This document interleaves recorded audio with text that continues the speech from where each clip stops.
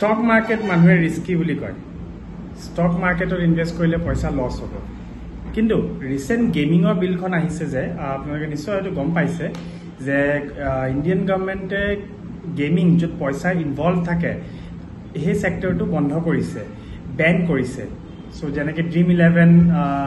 fantasy sports আছিলে তাৰপিছত various companies তেনেকুৱা আছিলে যোনখিনি এতিয়া শাটডাউন হ'বলৈ গৈ আছে অলৰেডি বহুত কোম্পানি শাটডাউন হৈ গৈছে সো বিলখন লৈ মই ইমান আচৰিত নহয় ভাল হৈছে বেয়া হৈছে এটো আমি কেমামানৰ পিছত দেখিবলৈ পাম গভৰ্নমেন্টে অবভিয়াসলি জিএসটি নাপাব বহুত মানুহে নিজৰ জব লস কৰিব কিন্তু অবভিয়াসলি এটা পাৰ্টত যোন প্ৰায় 2 লাখ মানুহে জব কৰি আছিল হিয়তৰ কাৰণে এটা বেয়া হল কিন্তু প্ৰায় ইন্ডিয়ান মানুহে অলমোস্ট $3 to $4 billion এক বছৰত লস কৰে through online gaming even though এটা বস্তু বুজিবলগীয়া যে গেমিং সেক্টৰ যদিও ব্যান কৰিছে আন্ডাৰ দ্য ব্ল্যাঙ্কেট এতিয়া অতিমাত্ৰাত চলাৰ চান্সেস আছে হেতুত অলপ সৰকাৰে চাব লাগে হে বস্তুটো যদি অলপ ফোকাস কৰা হয় তেন্তে এই যোনটো 20,000 crore বা 30,000 crore যোনটো লস হৈ আছে মানুহৰ তেনে এটো বহুতখিনি ক্ষেত্ৰত বাচি যাব কিন্তু মই গেমিং বিলখনক লৈ এটা বস্তু লৈ বহুত আচৰিত যে অলমোস্ট 30 to 40 crore মানুহে ফ্যান্টাসি স্পোৰ্টস নহলে যিকোনো গ্যামলিংত পয়সা লগায় ইনভেস্ট কৰে বুলি ক'ব নোৱাৰো পয়সা লগায় কিন্তু স্টক মাৰ্কেটত ইনভেস্ট কৰা মানুহ 5-6 কোটি হে আছে সো ইয়াৰ ডিফাৰেন্সটো আপুনি চাওক যে এফালে 5 কোটি এফালে প্ৰায় 40 কোটি ইমান ডিফাৰেন্স কিয় মানুহে হুনকালে ধনী হোৱাৰ এটা লোভ আছে নে মানুহৰ স্লোলি কামখিনি কৰিব নিবিচাৰে নে স্টক মাৰ্কেট বুজি নাপায় নে ইনভেষ্টমেন্ট কেনেকৈ কি কৰিব লাগে নাজানে কিন্তু এই যোনটো ৰেঞ্জ হয় এটো মই নিজে দেখি বহুত শকড হৈ গলো যে অলমোস্ট 10 টাইমছৰ এটা ডিফাৰেন্স আছে গেমলিং আৰু প্ৰপাৰ ইনভেষ্টিংৰ স্টক মাৰ্কেট ক'ব গ'লে এটা ৰেগুলেটেড প্ৰডাক্ট হয় যত প্ৰপাৰলি ইনভেষ্ট কৰি আমি লং ৰানত এটা ভাল গেইন কৰিব পাৰো কিন্তু ইভেন দো মানুহে প্ৰিফাৰ কৰে গেমলিংত যোৱাটো মোস্ট অফ দ্য মানুহে সো ইয়াৰ বিষয়ে বেছি নকওঁ লেটস সি কি হয় বিলখন ভাল হৈছে বেয়া হৈছে এটো আমি টাইমত গম পাম বাট ইন্ডিয়ান গভৰ্নমেন্টে মেবি মিডল ক্লাছক আমাক এটা চকু বুলি চাইছে নিচিনা লাগিছে ৰিসেন্টলি প্ৰায় ইনকাম টেক্স স্ল্যাব বহুৱা হল প্ৰায় 12 লাখৰ লগে আৰু কালি পৰখি আকৌ GST 79 independence date prime minister ডাঙৰীয়াই জিএসটি ঘোষণা কৰিলে জিএসটি স্ল্যাশ কৰা জিএসটি ৰেট স্ল্যাশ কৰা ঘোষণা কৰিলে যোনটো দিৱালী গিফ্ট হিচাপে হ'ব যোনখিনি 28% আছিল এখিনি 18% হ'ব আৰু কিছুমান 18% 12% খিনি 5% হ'ব কিছুমান প্ৰডাক্টস যেনেকৈ সিন প্ৰডাক্টস বুলি কোৱা হয় যেনেকৈ সিগাৰেট মদ হেবিলাকত 40% ট্যাক্সেস থাকিব কিন্তু অলমোস্ট বহুত প্ৰডাক্টসত 5% and 18% ট্যাক্স ৰখা হ'ব এতিয়া যেহেতু income tax slash plus GST rate slash হ'ব গলে গৈ আছে ইয়াকে লৈ এটা ক'ব পাৰো যে প্ৰাইভেট কনজাম্পশনত এটা এফেক্ট পৰিব পাৰে প্ৰাইভেট কনজাম্পশন মানে হল আমি প্ৰাইভেটলি যেটো কনজিউম কৰি আছো আমাৰ বিজনেছৰ কাৰণে নহয় বা আমাৰ কোম্পানীৰ কাৰণে নহয় আমি প্ৰাইভেটলি যেটো as a family as a individual আমি কনজিউম কৰি আছো এটো অলমোস্ট 60% ইন্ডিয়ান জিডিপিত এফেক্ট পেলায় দ্যাট মিন্স $4 trillion 60% মানে হল ইন্ডিয়াৰ around $4 trillion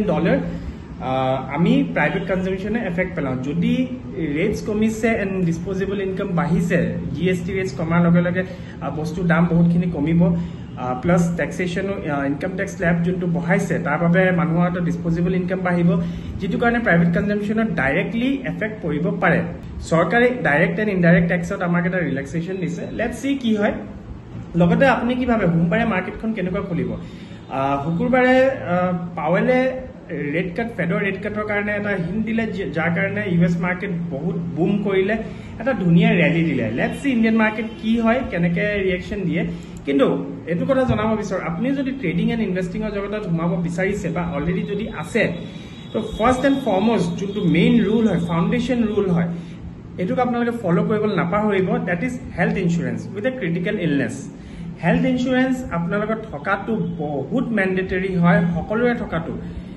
যদি আপনি কোম্পানী ফালৰ পৰা পাইছে বা আপোনাৰ যদি অলৰেডি আছে তেন্তে এটো আপোনাৰ কাৰণে নহয় কিন্তু যদি আপোনাৰ নাই তেন্তে আপোনাৰ কাৰণে কৰাটো বহুত জৰুৰী হয় আৰু ইনভেষ্টমেন্ট কৰাৰ আগতে health insurance plus emergency fund এই দুটা বস্তু আপোনাৰ অতি জৰুৰী হয় এইটা কৰিলে আপুনি সেফ সাইড হৈ থাকিব